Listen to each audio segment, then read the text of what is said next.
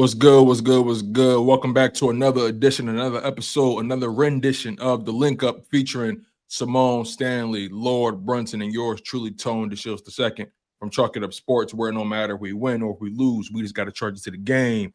Always grateful to be in the presence of you beautiful people. Y'all know what your job is. Get comfortable, kick your feet up, smash that like button. Make sure you guys are subscribed to all of our YouTube channels. Subscribe to Symone with the Sports. Subscribe to Lord Brunson.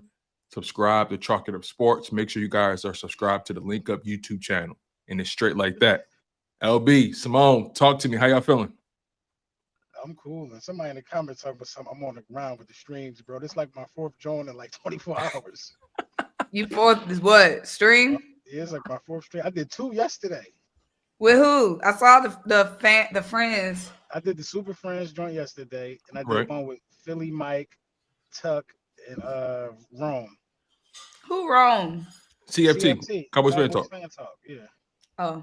You know when you see him. If you see him, okay, I've seen him before. No, I seen CFT. Okay. But cool. Yes. We just man. You know what I'm saying? vibing. I just woke up from a nap. Yeah, you've been out, man. You've been jet setting. You've been interviewing WNBA players. You've been out. Right. Yeah, I'm going right back outside after this. Y'all gonna see online. I saw you on the sideline. I think you and one of the girls went to the same school. South Carolina, right? Wolfpack, North Carolina. Right. North Carolina. Talk about something. That's my alma mater. I'm like reporter Symone. Reporter Symone is so funny, man. She be in her bag. Like it's 2 different people. That shit is professional and classy. She be fighting that fandom though. She be fighting it. I bet you she do. She was like, "That's my alma mater." I'm like, "Look at Symone. Symone been doing this shit for 30 years." It looked like. I didn't even say it like that. I couldn't do it. Let me get up there and then I'm talking to AJ. That should be like, yeah. I said alma mater. Getting into after this, Arthur Wine. I fucked the whole interview up. Come on, man, Arthur Wine. You funny. Man, but no, we got a lot to get into.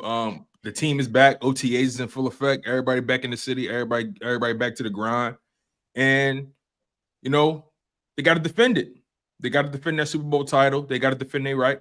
And it's some narratives, it's some storylines out there that we gotta tap into. The new OC, Kevin Patullo, the position battles, right, at corner, at right guard, at safety, at edge. Health updates when Nakobe Dean, Jahir Campbell, Jurgens, and those guys, free agents, rookies, and most recently, Bryce Huff. And we can start there. Bryce Huff, it's been reported that he's been a no-show to essentially all the offseason activities.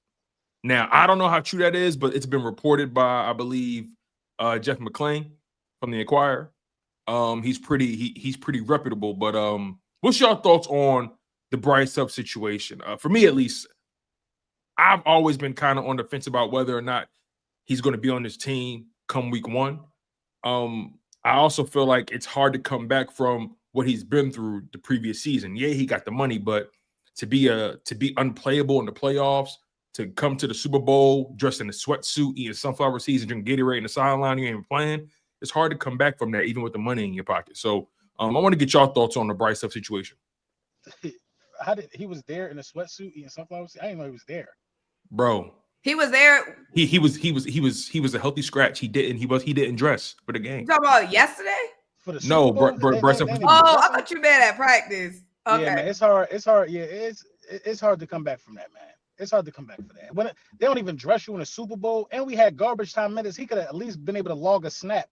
And like, you know what I'm saying? Damn, show his kids, yeah, I actually touched the grass and some. I was in from 39 seconds to the clock 1-0. You actually, you know what I mean? Something to be a healthy scratch in a Super Bowl is crazy, man. And I would feel betrayed. But at the same time, I would still be going to these activities getting my money. Like they already showed you what they think of you. So why not continue to get better? You know what I'm saying? Why handle it this way? Because the other teams is watching. Yeah, it's gonna be hard for him to get scooped up too, because like you said, he ain't logging no snaps, and then he ain't logging no good attitude points. So it's just like he making it hard for us to want him, and he making it hard for another team to want him. I don't get what happened. Like the Bryce Huff situation, like I don't get what happened. Like I get he had a down year. I get he wasn't coming along last season, but I thought it was just gonna be like one of them simple things where, you know, he's still young. The season before he had 10 sacks. Like he could have parlayed this. Excuse me, my lunch. He could have parlayed this into. Say thank you. Yes. He could have that lunch. Say thank you. I said thank you. Okay, that's what make sure. You're welcome.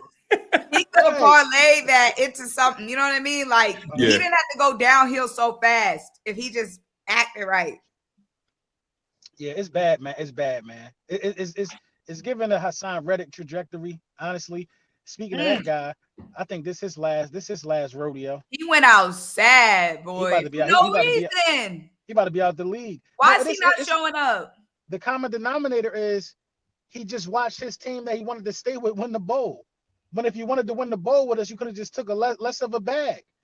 But the Bucks gave him bread, bro. He got like 17 mil in that 1 year deal. Like, why you got an attitude now?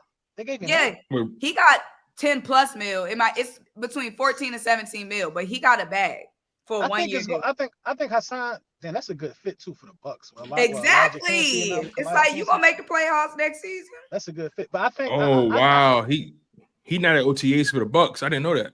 Yeah, he didn't show up. I think his situation is more so of I think it might just be a personal issue. Because I just can't fathom him doing that. Because why would you sign the contract and go there? Yeah, they gave him $14 million. Yeah, I think his situation is a little different, you know. But we know what's up with Bryce Huff. Now, Bryce Huff ain't losing no money yet. Because is this mandatory? Not yet. He's guaranteed. No, OTAs aren't technically mandatory, but he's already guaranteed $16.75 million this year, so that money's in the bank already. Any money he loses is the money that he's not guaranteed.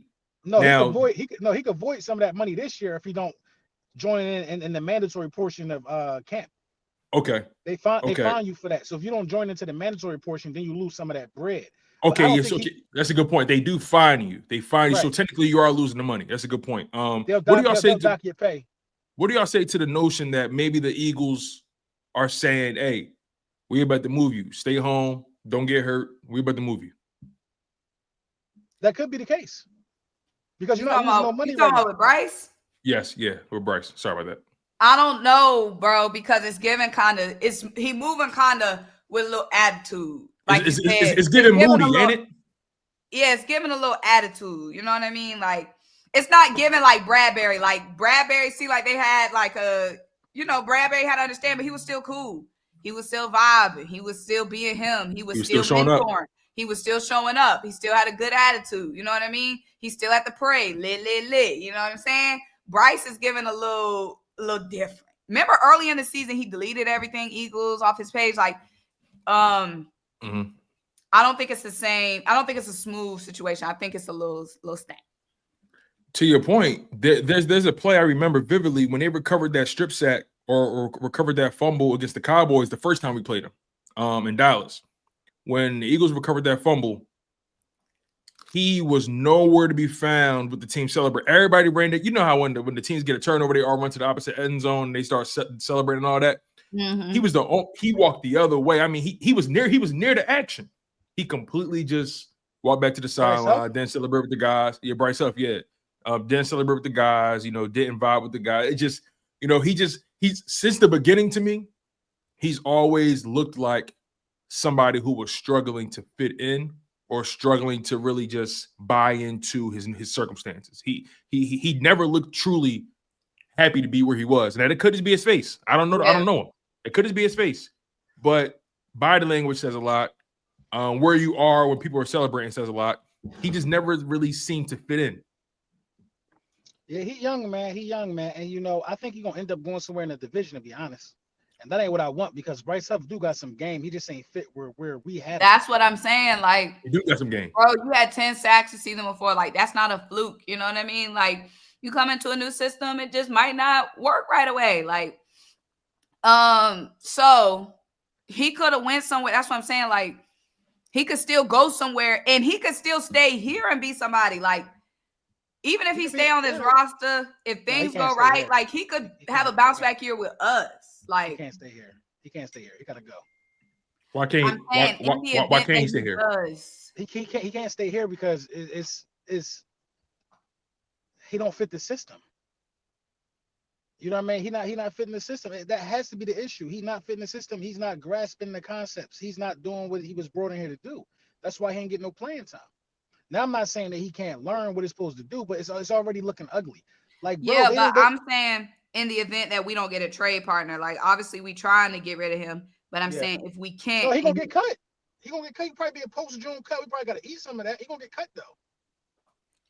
Yeah, so it's interesting because when the season started, they had him rushing from a stand-up position, from a 2-point stance. Right. But when you look at his film with the Jets, he's always rushed from a 3-point or a 4-point stance. He's always had his hand in the dirt. That's how he get that momentum, that leverage.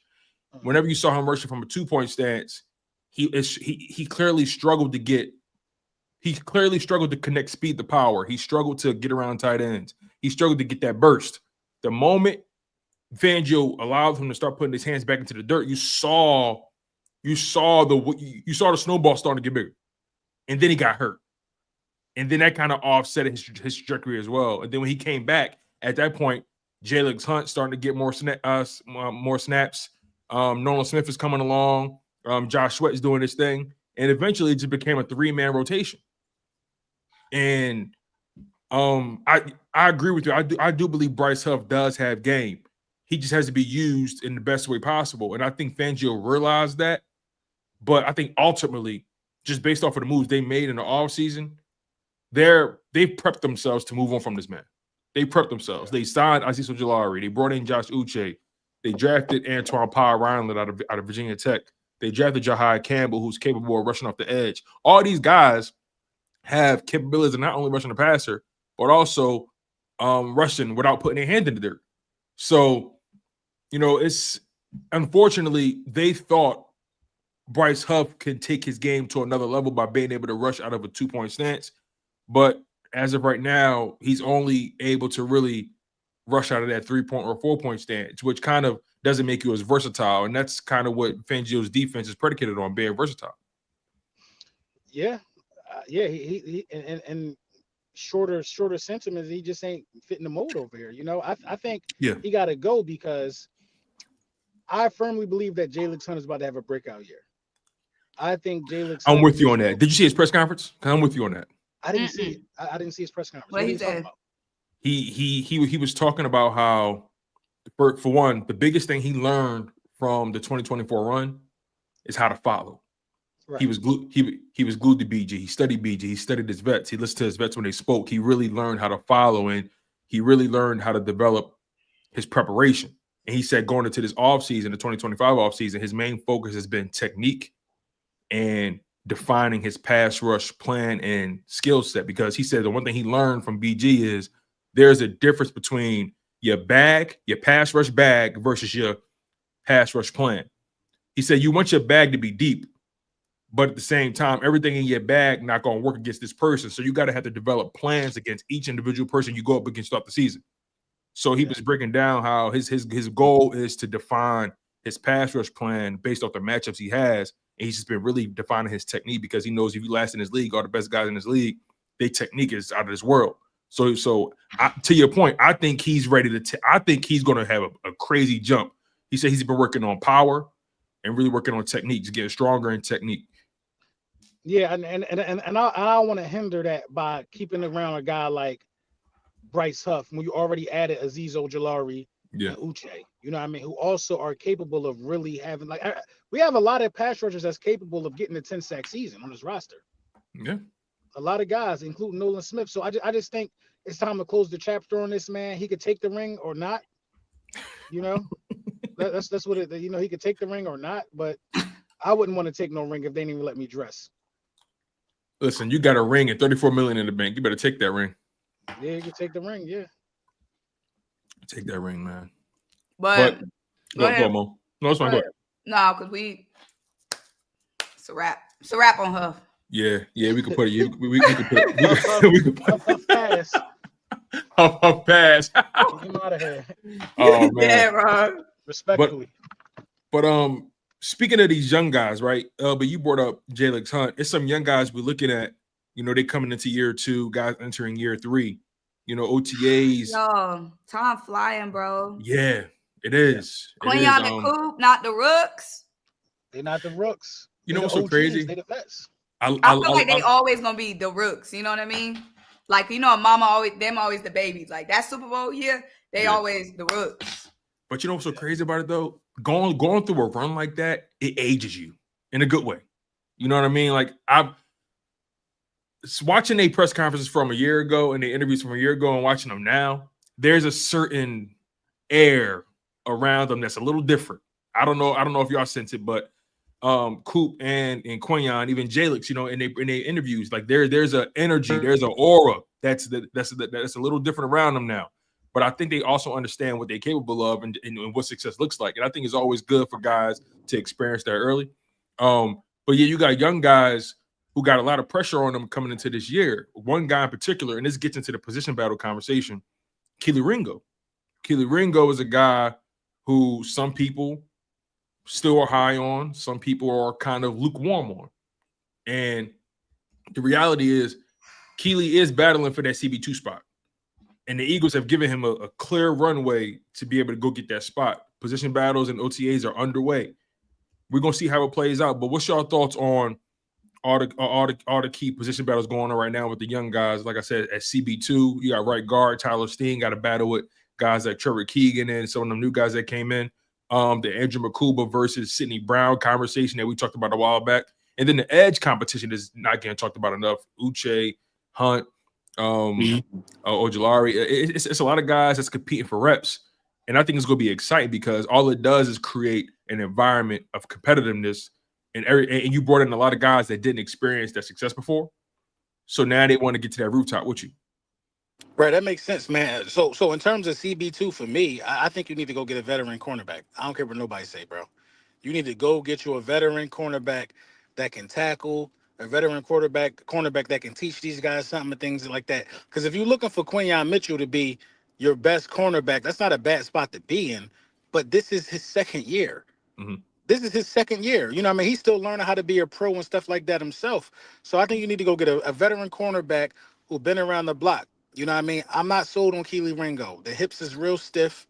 You know what I mean? I got a video coming out right now. He need to get like Shakira. Hips don't lie. He need to take some ballroom dances or something. The hips is real stiff. You know what I mean?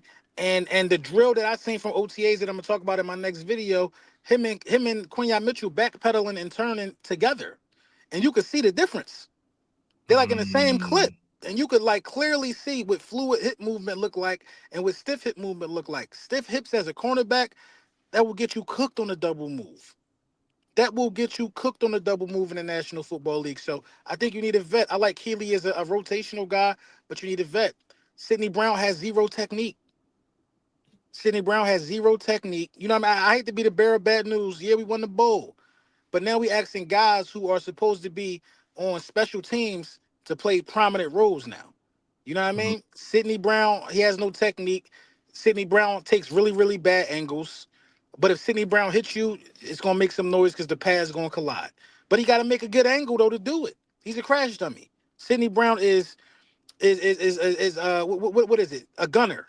Run up and down the field on punt return. Now you're a gunner.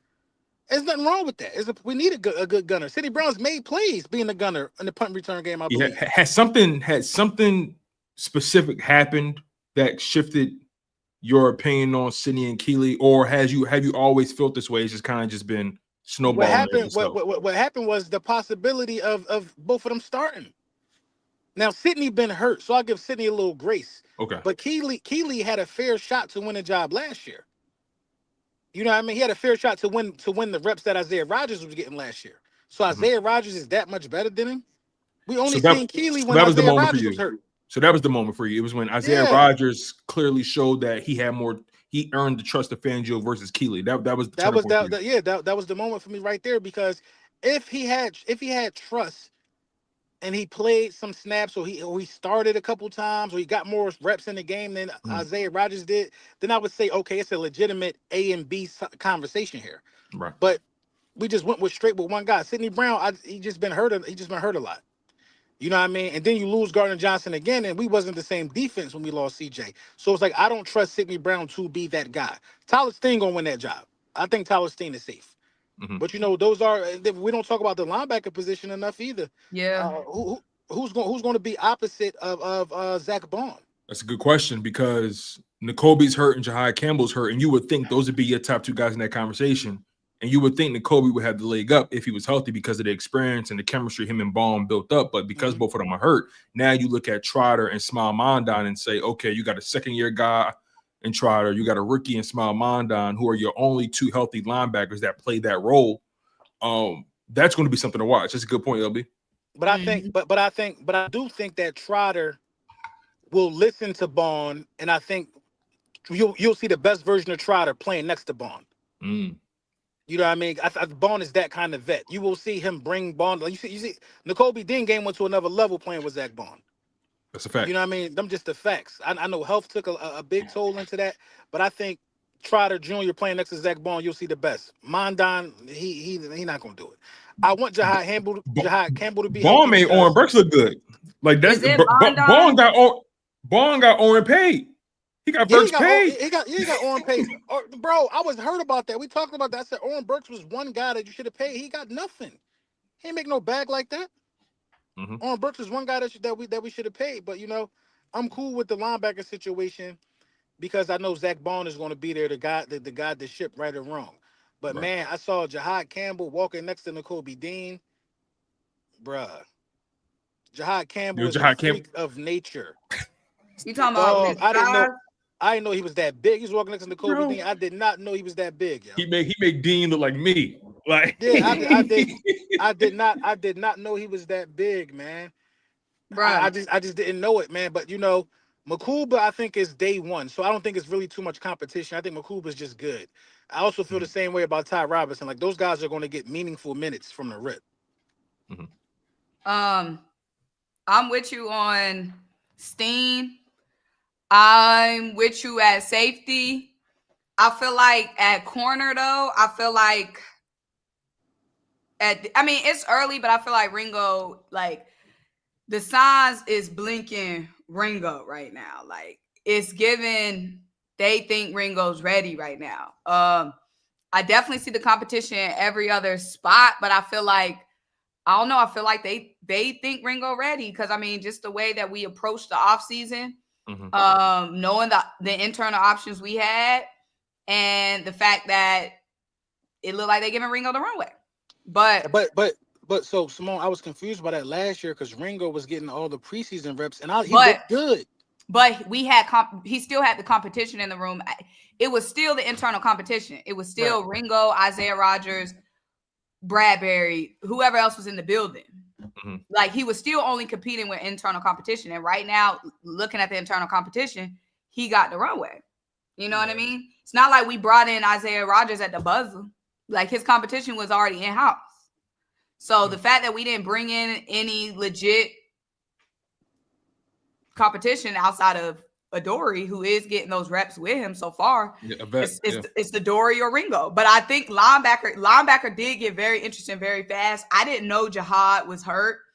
I thought Jihad was good to go. Like, no, they saying that's why he slid. He had a shoulder. No, I thought he was hurt like a few weeks before. I didn't know he was hurt at this moment. Like, I thought he had got hurt a few months before the draft or like towards the end of the season. I didn't know at this very moment. Okay. I get what you're saying. You know what I'm saying? Okay. I thought he was like recently had got hurt and then came back, but now I got to show them I'm good. You know what I mean? I didn't know he was still recovering. So that's gonna be interesting. Because I thought it just Jihad jump right in, come right in and sit right now. You know what I mean? The crazy thing is crazy. But I'm sorry, I'm sorry. Go ahead. But no, that was what I was saying. No, to your point about the Ringo thing, right? It's interesting because I've been and we could bring Cooper Dejean in the conversation because a lot of people there is a section of the fan base who believes Cooper Dejean should be put on the outside, right? And so far through OTAs, there have been scenarios where they've experimented with putting Cooper on the outside. Quinyon and Coop have been your starting corners, left and right corners, and Ringo and Ricks have been the second team guys, right? That's been happening through OTAs. That has happened. But I still stand firmly in my stance that Cooper Dejean is going to be playing that nickel when the season starts. That's what I think. So I think when you see Cooper Dejean on the outside and OTAs, I think that's more so a teaching point for the newer people because they're only putting him out there in base defense. We don't even that part. That's a very good point. I'm glad you said that. So it's only in base. Yeah, it's only in base. So it's like an example because people got to learn the playbook and Cooper knows it. Right. You know what I mean? So they probably putting Cooper out there, you know what I mean, just in base situations to say, hey, this is where you should line up. You should be looking like Cooper Dejean. But moving Cooper Dejean to the outside, I don't think he's going to be sweet out there at all. But I just know he's all pro in the inside. Yeah. That part. And if you really look at Cooper Dejean, physically, he built for the slot. If you really just look at his physique, how he moves, he's a big dude. And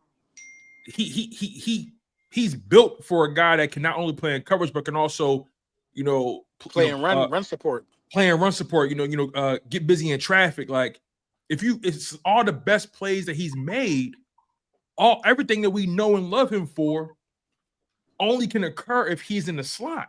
Yeah. Being able to and these OCs and these quarterbacks, these receivers, they moving these wide receivers around. You got guys like CeeDee Lamb and Amon-Ra St. Brown who eats in the slot. You know what I'm saying? You got a lot of guys in this league who are going crazy in the slot. You got to have guys in there that can actually cover. And having Zach Bond and Cooper Dejean in the slot completely altered the way we saw the Eagles defense. For years, we've complained about the middle of the defense being a liability for the Eagles for years. The defense went number one when we made that change after the Bucs game, I believe. Absolutely. It's a fact. As soon as we said, hey, Cooper Dejean need to go jump in the slot, we was number one defense moving forward. You're so right. So it's going to be interesting to see how the cornerback battle plays out, especially, again, Cooper Dejean being the experimentation with seeing him on the outside versus the inside, Keely Ringo versus Adoree Jackson and Eli Ricks. Are we talking about Eli Ricks enough? Is this a season where he takes it to another level? We don't know, but I don't think he's gonna make the roster. Who? I don't think Eli Ricks making the roster. Yeah, because people keep saying Eli Ricks. Don't forget. I'm like. And Matt McWilliams, the rookie they drafted out of UCF, the corner, they brought him in. So we'll see. Yeah. But overall, though, you said something, LB, that you would like them to go get another veteran at corner.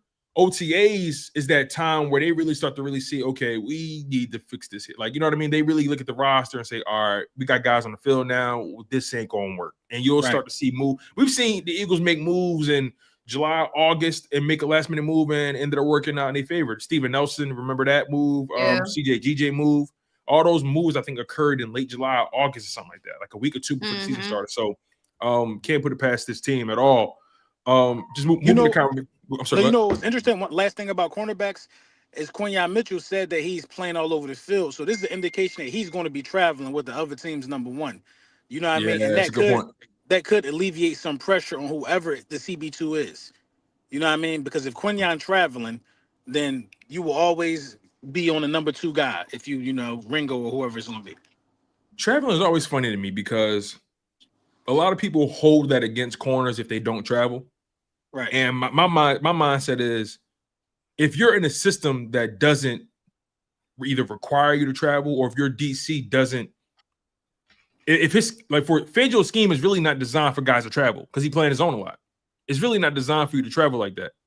But people try to hold that against corners, which is weird to me. And also when you play opposite a guy like a Slay, why would I travel? I don't have to. You get what I'm saying? We got two top 15 corners on both sides of this field. Why would I? But it's not. But also at the same time, it's not a lot of traveling that got to be done though for Q because he don't have to travel to the slot. That part. You know what I'm saying? Because if you line up at the X and then you motion CeeDee Lamb to the slot, he gonna run right into Cooper Dejean.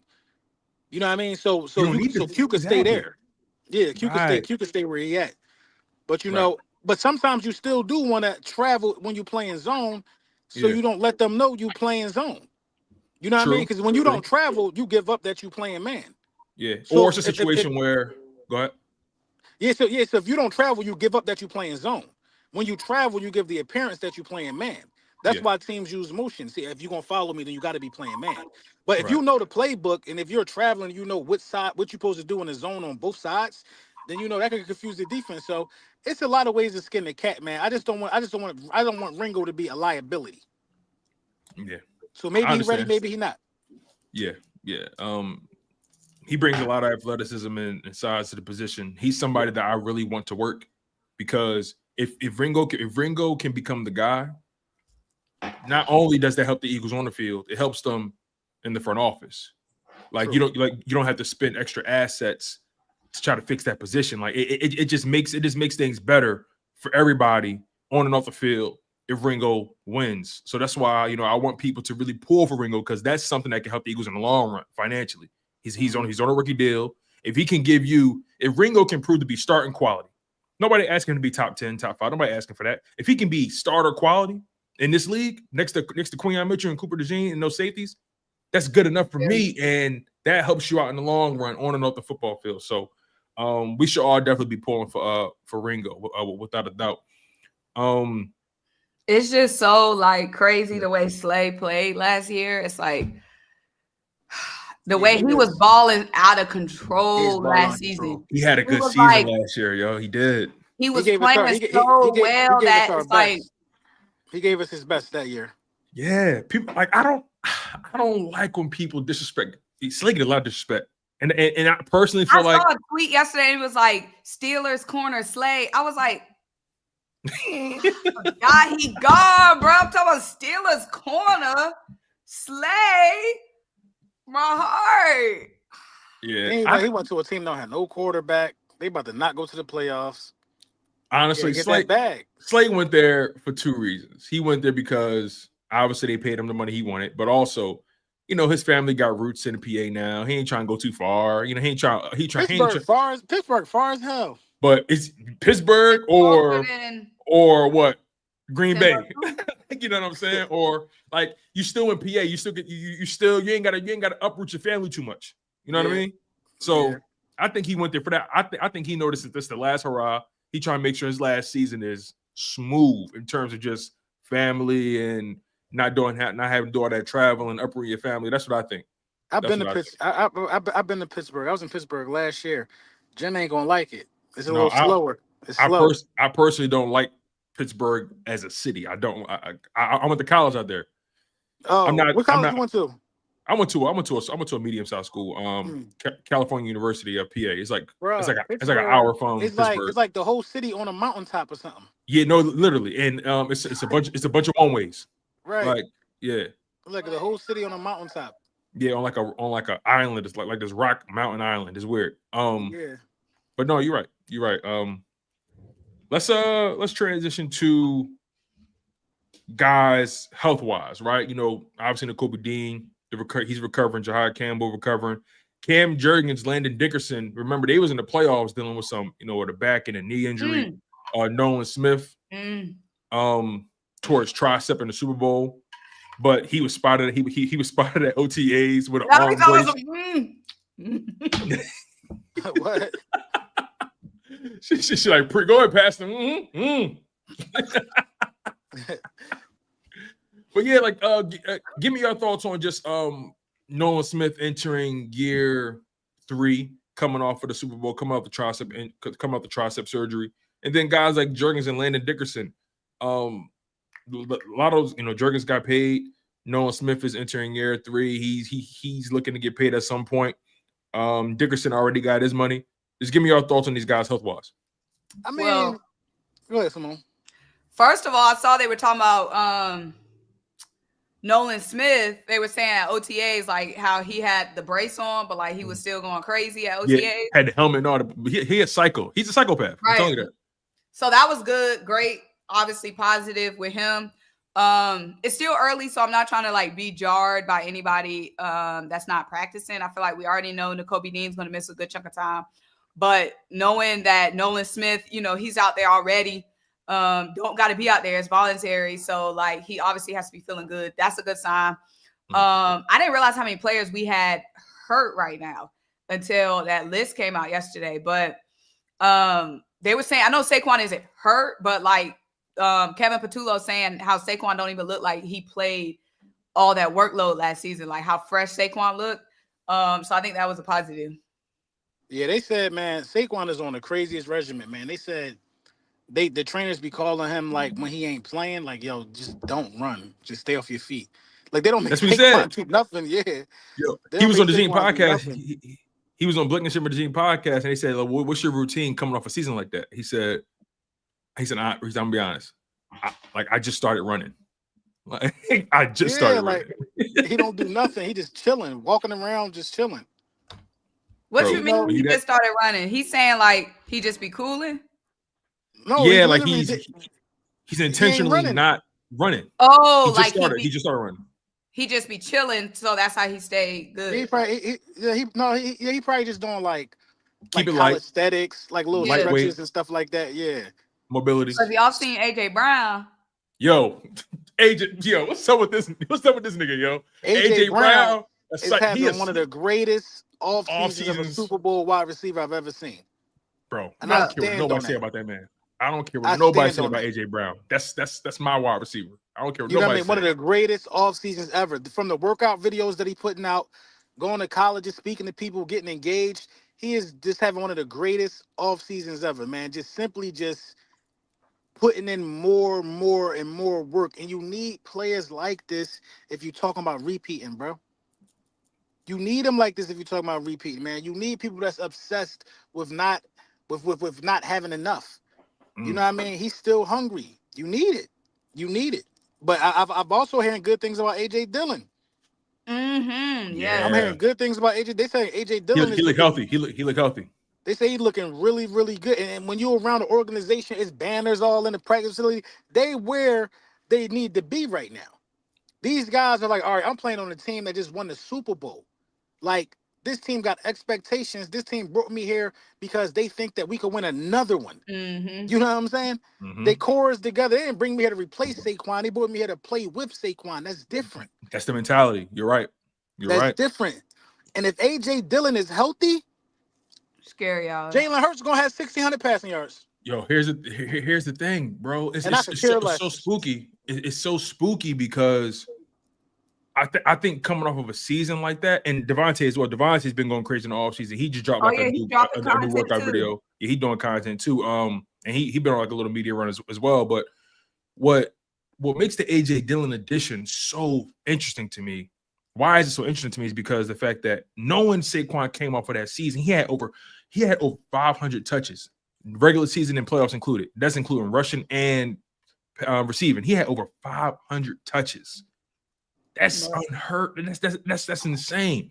So I think coming into this season, he knows his recovery is going to be important. But I think the Eagles knew if they want Saquon to be the best version of himself, they got to make sure he got a backup. He got a backup running back. Yeah, 500 touches last year. Yeah, dude. Yeah, bro. Look at it. 500 is. He had over 500 touches. Over 500 touches. If Dillon can come in and be the perfect pinch hitter for him, if Dillon can come in every game and give you, depending on how many times they run the ball, let's say Dillon give you 5 to 10 carries a game on the ground, 5 to 10, and he giving you 30, 40 yards of relief, I can roll with that. I'm cool with Dillon getting about 7 carries a game because AJ Dillon is one of those runners that sometimes you got to feed the hot hand type of situations. Yeah, he's a volume runner. I give you. Yeah, you got to feed the hot hand. So if he break one for 8, keep him in the game. Yeah, right. You know what I mean? Keep him in the game type stuff. And I think they did a good job of that last year with Gainwell. Like when Gainwell was hot, kept feeding him. And Saquon ain't gonna care. Saquon just ran for his 2,000. Right. Yeah. He paid, got his ring, Saquon, offensive player of the year, all pro. He ain't tripping.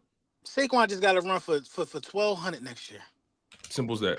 You got to run for 1,200 next year. Let Dillon get about 7. I think this year we're going to see Saquon being used, and this is me just speculating. This is all guesswork. In the passing game, I know where you're going. I think Saquon is going to be way more instrumental in the pass game this year. I think don't be surprised if you see Saquon with, you said 1,200 rushing yards, right? Don't be surprised if he had like 1,100, 1,200 rushing yards, averaging like 5 yards a carry. His carry, but his carries are down though. Like, don't be surprised if he got like 1,200 rushing yards and like 500 receiving, 400 receiving. Don't be surprised because I would love that. I really think Patullo, and it's going to take us to our next topic. I think Patullo is going to bring a facet that we've kind of been missing from the passing game from a running back perspective. And one thing I respect about Jalen in that Super Bowl, he was hitting Saquon a lot in the passing game. Yeah, it's smart football because the way the Chiefs was playing us, it was a lot of one-on-ones for Saquon on the outside. All Saquon got to do is make one guy miss. Mm-hmm. But if the Eagles I've been begging for more running back screens, bro. Yes. If you do running back screens with Saquon Barkley, it has the potential to go the distance. Hell yeah, bro. We just didn't do it a lot last year. I ain't complaining because, the end goal was accomplished, but yeah. If you do this year, I think we got to be different because everybody looking at the tape from last year. Mm-hmm. Of course. Everybody looking at the tape from last year. They're going to try to load the box, make Jalen Hurts run, stay out of short yard situation, stay away from the tush push. No, man. And I want to see different variations out of the tush push. Mm-hmm. So the tush push. They be mad. I'm interested to see what Kevin Patullo going to do. They be mad when I say tush push. Let's get into that though. Like Kevin Patullo, he just had his first press conference yesterday, I believe. And me personally, I liked the look. Let's be honest. In these press conferences, we're not going to get but so much from these guys. Right. We know that. So I tend to pay attention to how they answer questions, how they respond to questions. Their presence. Do they sound clear and focused and intentional in what they're saying? And I liked what I've seen and what I heard from Kevin Patullo. I really did. He seemed like somebody that has a mission, that has a goal in mind. He's clear. He's focused. He seemed like somebody that's been ready for this opportunity. He said in the conversation, he said, I feel like, because they asked him how was the interview process. He literally said to himself, or he said to the reporters, well, I feel like I've been interviewing. I feel like I've been interviewing for this role since day one, since I got here. Oh, I like that. So what's important to realize about Kevin is that he's not just a guy that just walked in the building. He's seen this team experience the ebbs and flows, the highs and the lows. He's seen what happened with Nick Sirianni passing play calling to Shane Steichen and Shane Steichen leaving and Brian Johnson taking over. And then he's seen things go to kill him. He's seen the evolution of all these guys go through these ebbs and flows with this team. I think he knows exactly what needs to be done, how it needs to be done, and where he should put his fingerprints on as far as the offensive scheme and game plan. I agree, man. He's suited for this, man. He has everything at his disposal. He knows the players. He knows their temperaments. He knows what makes them tick. He knows the best situations to put them in. He already knows the terminology of the older playbook. You know what I mean? So he just got to tweak things and tailor things to him. But, for the most part, a lot of things could very well look the same. And it's easy for him to institute, what he want to do because they've done it already. Like he's a Super Bowl winner. He got a ring. He got a ring. He got a ring for whatever role he had last year. But it's like, now let's do it again. Let's do it again. He knows that he has a prime opportunity to go be a head coach. He sounds like one. I'm gonna be honest. Like, watch that. If you get a chance, watch his press conference. When I'm listening to him, I'm like, he know where he want to go, and he know this is a prime opportunity for him to get there. He know where he want to go. If he just look at this like, yo, this is stepping stone. I'm gonna crush this opportunity, and I'm gonna go be a head coach. Then that's all we need him to do. He sounds like somebody who's been doing it for a while. Like, there was no question. There was nothing those reporters said to him that threw him off. He seemed prepared in a good way. Sometimes things feel almost like routine. Like, he felt prepared in a good way. Ready and he even that part. And he took it a step further, discussing how he got to that point as far as the guys that he learned under, his career trajectory. People, like, if you really look at Kevin Patullo's resume, he's been around for a long time. He not new to this. He's been around for a long time. Well, yeah, wasn't he with us for both Super Bowls? Yes, in 2022 and 2024. Well, obviously last year, but yeah, he was on the staff for the other Super Bowl as well. So yeah, he been around this for a long time. He been around Nick for a long time. That part. You know what I mean? So he got trust within the organization, trust within the players, and that goes a long way because we didn't just hire somebody that got to come in from town, learn about the city, learn about the culture, learn about the players. No, we hired somebody that we do this in-house, bro. Mm-hmm. We did this in-house. Going to go get Kellen Moore, it was kind of necessary coming off of Brian Johnson. You know what I mean? But Yeah.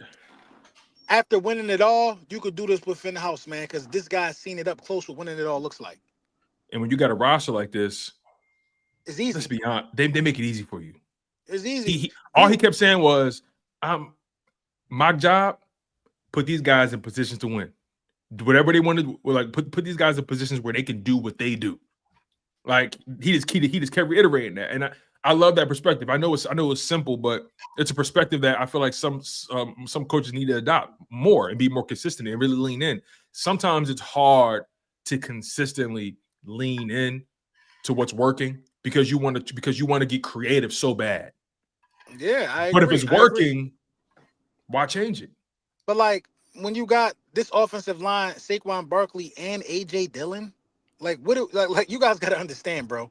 The combination of Saquon Barkley healthy and AJ Dillon healthy behind this offensive line healthy, like the Eagles might run for 300 yards week 1. Seriously, I'm telling you, the Eagles might run for 300 rushing yards week 1. Yeah, the Eagles have no reason to throw the ball against the Cowboys. They don't have a defensive tackle. They have Mozzie Smith. We have no reason to overcomplicate this. Go in there, assert your will, make them bend to it. Then you go over the top of their head with the deep balls. Yeah, sure. And it's a number that we could beat a number of teams on our roster this year that same way. That same way. If we stay healthy with these running backs in this offensive line, Kevin Patullo's job is easy. Yeah, and to your point, the way things went last year and the way Jalen Hurts just operates in the offense, the Eagles just have to do what they do, and then when it's time to, let it rip in the air, whatever it is, it's going to be there. You got AJ Brown, Devontae Smith, and Dallas Goedert came back. Dallas Goedert actually had his press conference too, and they really got into it as far as the situation with him, Howie, his agent. That was an interesting conversation as well because, he was very transparent about it. He was honest, and he admitted that there was a chance he wasn't coming back. Yeah, there was a real chance. He contemplated all the scenarios, and all the scenarios was on the table. Trades, being cut, all that stuff was a real possibility. But he says he ultimately got what he wanted, and then on top of that, he started to reconcile with the notion of actually leaving. And he said openly that I had mixed emotions about if I was to leave. When you leave and go to a new place, you say, okay, it's a new opportunity. You're excited about that, but also you're leaving something that you're used to, and that's still, and you're leaving a situation that you love. He had mixed emotions about it, but he said ultimately, when it came to the conversation, what he loved about it the most was how respectful Howie was to him and his representation. It was so much respect on both sides. That's why he's content with what he got and why he took what he got. Yeah, that makes sense. Yeah. So Dallas Goedert, I didn't want him to leave for sure. I feel like that. I think Dallas Goedert, as much as I love AJ Brown, I think Dallas Goedert is the ultimate X factor of this offense. Yeah. If Dallas got me personally, I feel like whenever Dallas Goedert is eating, I feel like this offense is unbeatable. Yeah. Unbeatable, unstoppable. I agree, man. I agree. And then it's like, are we prepared to be without him? Like, what was the plan? When I seen we didn't draft the tight end or look at tight ends. That was scary. That was a little scary. Yeah. And then his name kept being thrown in the mix. It was like, so we really going to go out here with Grant Calcaterra, who's not bad as a backup, but, the blocking is an issue. Yeah. But, we don't have to relive that, man, because Dallas Goedert is here. This definitely is going to be his last year. You think so? Yeah, I think it's definitely going to be his last year, unless he found a way to take, a smaller deal. When he says, I don't think it's got to be his last year. Symone, yeah, I'm glad you said that. I think they definitely could restructure or make something happen after this year.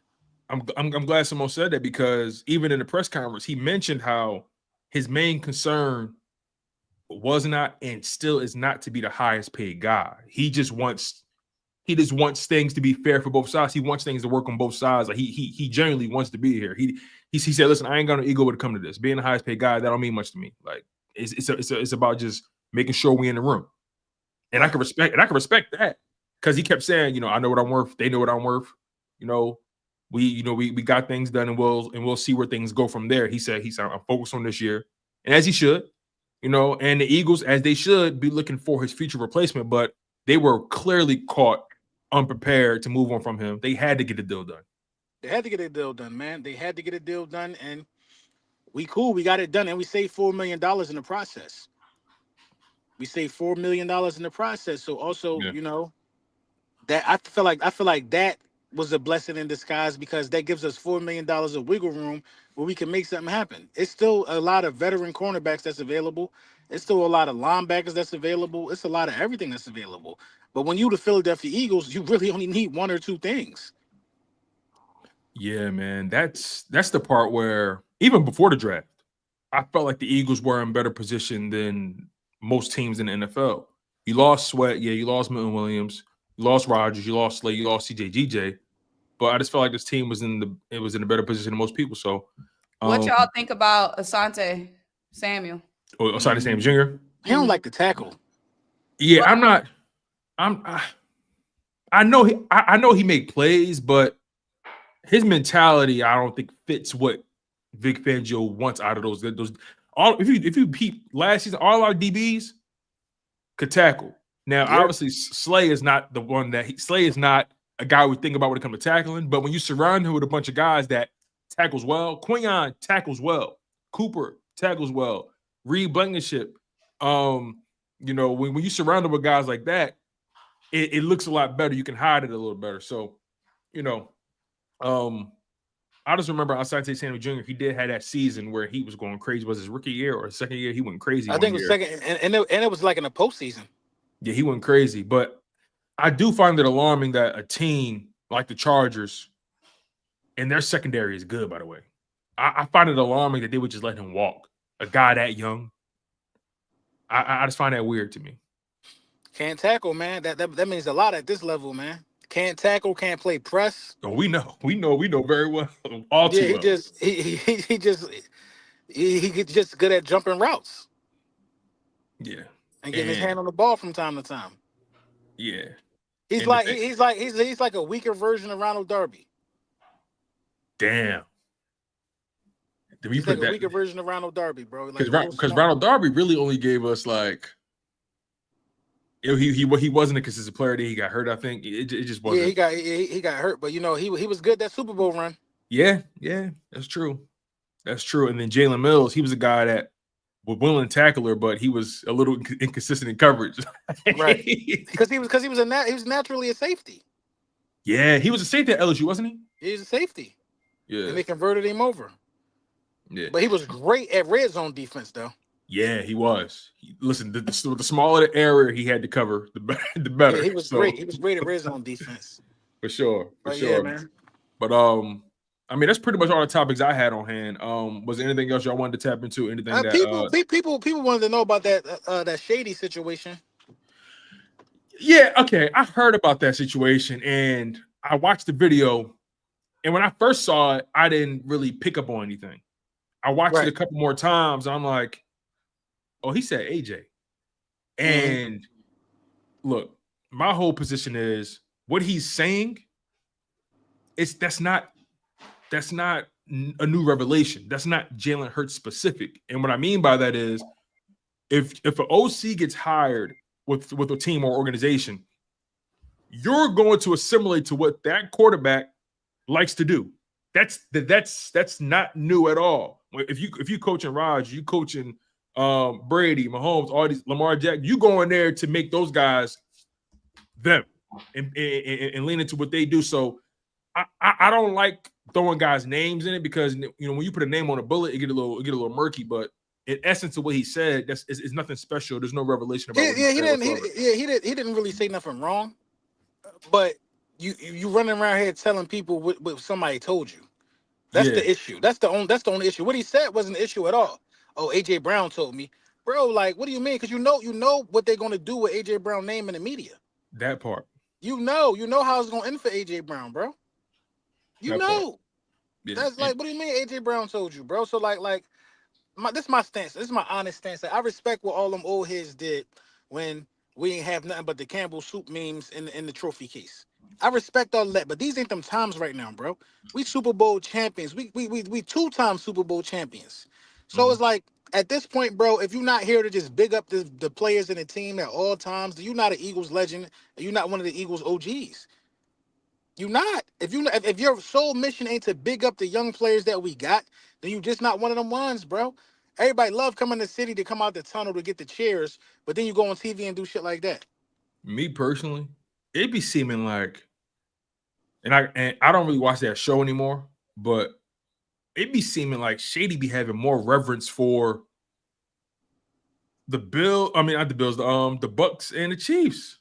Yeah, he tread more lightly with them. And I understand he's a hater. He's a hater of Jalen Hurts on the low. Because when it's all going wrong, they blame Jalen Hurts. They all gonna blame Jalen Hurts when it's all going wrong. He shut him up for a couple minutes. They talk about top 5 now, and now it's AJ Brown told me. I just don't like shit like that, man.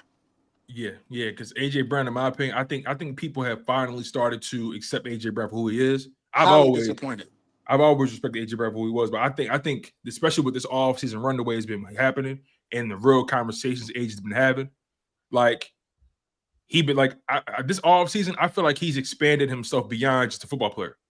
And then some of it, then some of it be the player's fault though, because I'm gonna tell you this, bro. Some of it, I know with certainty that they know who a lot of us are, bro. They decide to give their time to some of them guys, bro. Yeah. They decide to go on some of them guys' platform and get a time to them, bro. I know for a fact they all know who I am. I don't ask people for interviews or nothing like that, but they all decide to give their time to who they want to give it to, bro. I never see one of them climb down to one of the young content creators and say, I want to make some breaking news on your platform. They go to these networks that stab them in the back all the time, bro. Which is fascinating to me. All the time. And you know, I want to assume AJ told him that as an aside, not like as some story. Told him within confidence. Yeah. Like you having the conversation because Shady would come to some of the training camps, come to some of the OTAs or whatever. Like, and there has been moments where AJ and Shady was talking on the sideline. The furthest conversation went that we saw was Shady would ask, "Hey, how much you weigh this season?" And he'd be like, like stuff like that. But yeah, man. So honestly, I think Shady dropped his name because he didn't see nothing wrong with it. Because there's nothing wrong with what they was talking about. There's nothing wrong about what Shady said at all. The issue is everybody picking it up and making AJ Brown seem like he talking bad about Jalen Hurts. That part, and that's the part. That's the angle I think you and I are agreeing on, is that right. AJ Brown is somebody that the media uses as a way to go at Hurts. They use him. And AJ Brown probably wasn't talking about him. I'm pretty sure AJ Brown was coming off like, that's Jalen offense. We do with Jalen. Jalen is a franchise quarterback. Yeah, nobody would care if anybody was saying that shit about Patrick Mahomes or Aaron Rodgers or Lamar or any quarterback, really. Yeah, like that's that man offense. Patullo gonna have to get in line and do shit that work around with this man's strengths. He's proven to win a Super Bowl. Yeah. So yeah, man, that was my thoughts on it. Yeah. That's the only frustrating thing about it is how, like, and again, when you talking to somebody in confidence, you're not really hoping that they don't use your name, right? But like. It's proven, it's documented. They use AJ as a way to validate their takes on Jalen Hurts. They use it. They do, and it's upsetting. But ultimately, I would like to believe that AJ Brown and Jalen Hurts, regardless of what the media says, because AJ is on record saying, I don't have any friends. He's on record saying that on one of his conversations he had, like with the youth and all that. He been on like a media run, and he spoke on just how he looks at friendship different. And I've seen people take that and use it as a way to, him and Jalen really not cool, him and Smitty not cool. And it's like, when somebody I can say the same thing. A lot of people know me, and there's a lot of people I got love for, but I don't have no friends. You know what I mean? I understand people with that mindset because there's not a group of people right now in my life. That'll drop everything for me. And that's what you mean. You know, and to your point, I mean, maybe I was trying to finish your sentence, but like, there's not a. I don't know anybody personally that's a friend that would drop everything for me right now. And I think that's how AJ looks at friendship, is like completely going out your way to make sure. Okay. So but yeah, Symone, we appreciate you. Symone gotta dip out. Y'all see she got the power suit on, you know what I mean? So yeah, she about to make power moves. Yeah, she about to go make power moves. So Symone, we appreciate you. And we're gonna take you off screen here. So have a good day. Be safe out there. Go make that bacon. You know what I mean? And go make Dylan proud.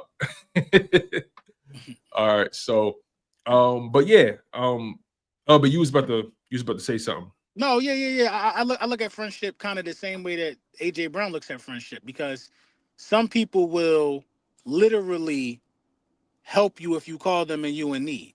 You know what I'm saying? Mm-hmm. Like I'm like so this is how I look at friendship. This might be a weird way.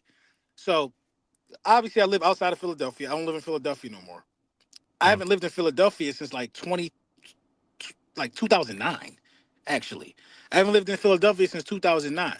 So the area that I live in now, outside the DC area, I have not found a group of friends besides my barber. I've not found a group of males that I can consistently hang out with, because I look at you know what I'm saying. I look at things differently because I'm from where I'm from, and I know those dudes do anything for me.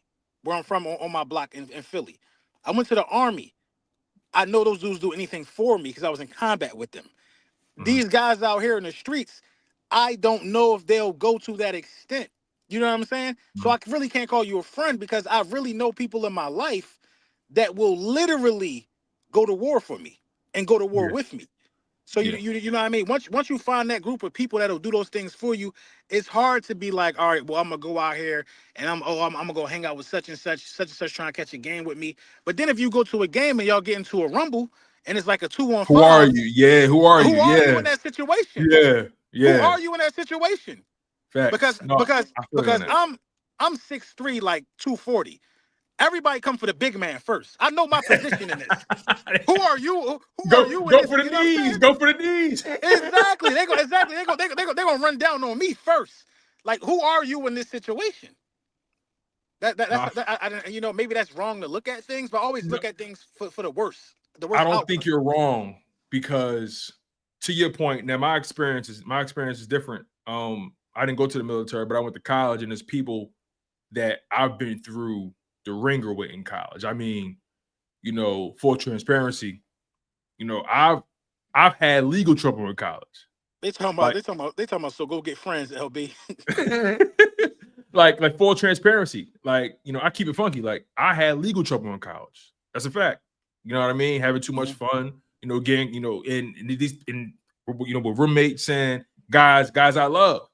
And it's times where the law said, hey, we can take care of you if you help me take care of him. Right. And I'm like, no, whatever you're gonna give me that. I'm cool. Right. You know what I mean? So like I've been in real situations. Like I've stood in front of a judge with my homie from college. I say his name right now, my man Fig. Me and him stood in front of a judge, looked at each other and said, how much I need? So like I've been in real situations with people. I know people that I've had real life experiences with that will go to lunch for me. Mm-hmm. But like you, I moved out of Philly. I moved out of Philly in 2023. I've been living in Texas for 2 years basically. I have yet to find men that I trust or that I rock with down here. Exactly. And part of it is intentional. Part of it is like I just don't see myself exposing myself like that or making myself available to people like that. Exactly. Even in double dating situations, like I know how to be pleasant and amicable around other people. Right. I'm fun. I'm social, but right. But if me and the dude exchange numbers, he's talking about, oh, let's have whiskey and a cigar. I don't know if I'm gonna use that, John. I ain't gonna hold you. You know what I mean? I don't know if I'm gonna use it. I just don't know. Like it got to be some type of trust factor between men, because men have rules that don't have to be said. You know what I mean? So if I understand, the contract that's signed without having to sign it, then we cool. But I just don't think everybody look at things different. These new guys are different, bro. Bro, these new guys, bro. These new guys are different, Tone. Bro, I grew up, bro.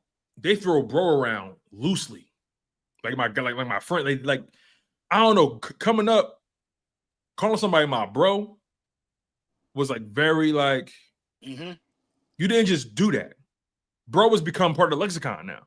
Right. You know what I mean? It's just how we talk now, which is fine. But I remember when call somebody your bro was like, all right, this is your shit guy for real. You know what I mean? It's it's a different culture we're in, and that's cool and all. But friend, some people take that term very seriously, and all you can do is respect that. So bringing it back to AJ Brown, when he says, I don't really have friends. My teammates. Those. We go to war together. Like those are my guys. Don't get it twisted. But I just view that word differently, right? And I think that's okay. And I think guys like Jalen Hurts and Devontae Smith, they don't strike me as the kind of guys that take that personally. They seem like the kind of guys that feel the same way. Yeah. You know what I mean? Because sometimes when you tell somebody, hey, I'm your friend, and then they do something that you don't expect a friend to do, then that just makes everything sour. Right. That makes everything sour because you don't expect a friend to say negative things behind your back. You know what I mean? You don't expect a friend to throw you under the bus, and that stuff happens by people that call you their friend all the time. So you kind of learn to not just hey, I can't get hurt if I don't treat everybody like my friend. Right. You know what I mean? Like if I don't like if I know you ain't my friend from the jump, then it's really nothing. You're not necessarily an op. You just not my friend.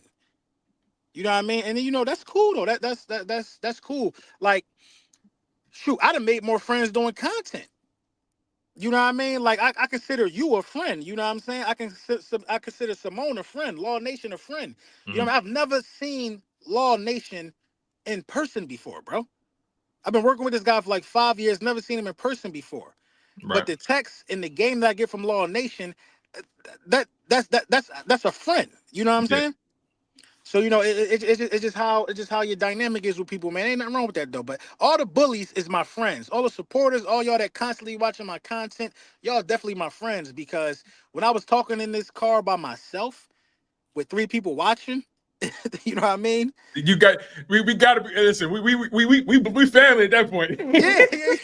Yeah. When there was only 3 people watching, when I only had 10 subscribers, like y'all already know the bullies be on a different level. But I'm just talking about in general outside situations, man. But that's definitely all we got, man, for the day. For sure, man. Make sure y'all smash that like button. Make sure you guys are subscribed to the channel. We really appreciate y'all. We do got. Let me get to these super chats real quick, and we out of here. War with the 999. He said we can't trust nothing we see in the OTAs or camp. Quinyon was majority in the slot in camp, but started outside game 1. Devin White took majority to start the snaps and never played one down for us. That's a fact. War. That's a very good point. That's a fact. War very good point. Zamir Jefferson with the 999. He said, "Hey y'all." He said, "Hey y'all. Do you guys think that this can be Jalen Hurts' MVP season? I mean, I'm cool with the Eagles dominating as a team either way, but do you think he gets back in the MVP conversation?" It's funny you say that. Real quick to give you a quick answer. I think now that Super Bowl thing is behind him, and he answered a lot of those kind of questions, there may be a chance we may see I think you said at LB that Jalen Hurts is just entering his prime. Yeah. So we could see Jalen Hurts could be one of those guys who was pause a grower, not a shower type shit. You know what I mean? Like get what? Get to that point. I tried. You could have said a late bloomer. That in my mind, I thought that was the same thing. It is. No, it's not. It's nowhere near the same thing, but I know what you was getting at though. Yeah. Oh my God. My point is though, I think Jalen Hurts is just hitting his stride personally. I think Hurts just hitting his stride. So I think this could be a MVP season for the boy. It could be. I think it's circumstantial, man. I think if God forbid, if it's a situation where the running backs aren't available and he got to throw, then he'll show you an MVP caliber. So it's circumstantial, man. Right, for sure. Yo, shout out to the chat, yo. One thing I know about the chat, yo, they gone. they on it. They on it. I love it, yo. Yo, my man said, Jesus Christ, Tom. Yo, I love y'all to death. Facts. I love y'all to death. All right, 2 more super chats when we out of here. Alex with $1.99. He says Eagles have 0 tight ends of the contract next season. Yo, facts. We ain't got no tight ends of the contract next year. They better draft 2 of them. They better sign one in free agency. They got to revamp that whole room. Which is they got to do something. They got to do something. But we good this year though. That's what matters. Yeah. Alex back again. He said Shady Epps too much. I'll look at him sideways when he said Pickett or McKee will blow out the Panthers when we barely beat them with Hurts. Yeah, listen. He a hater, bro. Listen, because right. Then at that point, we was questionable as Super Bowl winners. At that point, the Panthers game. At that point, we was questionable. So you know what I mean? That's how he is, bro. For sure. So, listen, y'all. We appreciate y'all. We got love for y'all. Yo, I appreciate y'all for really holding me down, man, holding us down, constantly showing up to the Linc Up, man. Shout out to Symone Stanley for always doing great work that she does, man. She out there making the bacon. And LB doing his thing, man, constantly just keeping the content flowing, being the bully on Broad Street. We appreciate him as well. Make sure you guys. One more video to do. One more? Yeah, one more. This is a video, though. But see, that's the thing, though. People think I've been everywhere. That's a testament to what we doing because I've only been on the 3 YouTube channels that I run or co-run. The Linc Up, the Super Friends, and my own channel. It's just that's just regular work. I dig that, man. And it's always dope when the people notice too, when they notice the work. That's always dope too. So, because I've been there. Some people see me on like 3 or 4 streams and like 3 streams in one day before. They's like, damn, so you had your solo, you had this, and you was on somebody else, John. I'm like, yeah, be grinding. So, so yeah, man, we appreciate y'all. Make sure y'all subscribe to the Linc Up YouTube channel. Again, make sure you guys subscribe to the Linc Up YouTube channel. Subscribe to Symone Stanley, Symone with the Sports. Subscribe to Laura Brunson, and make sure you're subscribed to Truck It Up Sports with your boy Tone DeShields II. Where no matter if we win or if we lose, we just got to charge it to the game. You guys have been tuned into the Linc Up. LB, play that song, man. Play the beat.